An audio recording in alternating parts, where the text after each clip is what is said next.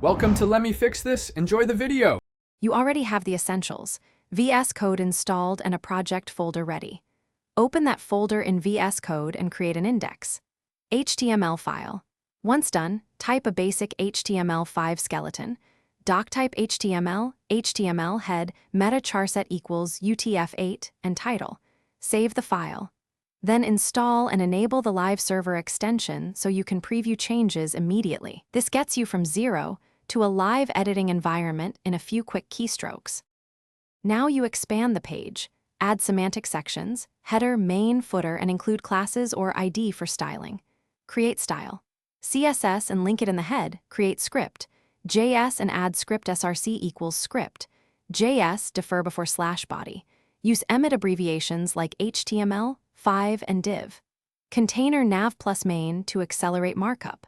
Make incremental saves and watch live server auto-reload the browser. This workflow keeps HTML, CSS, and JS modular and helps you test layout and behavior as you code. Finish by validating links and assets.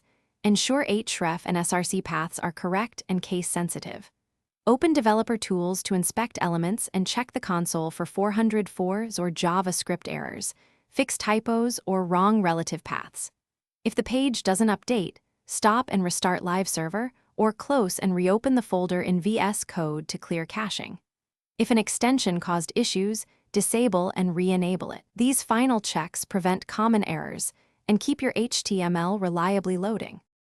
Thanks for watching. If you found this helpful, don't forget to like and subscribe.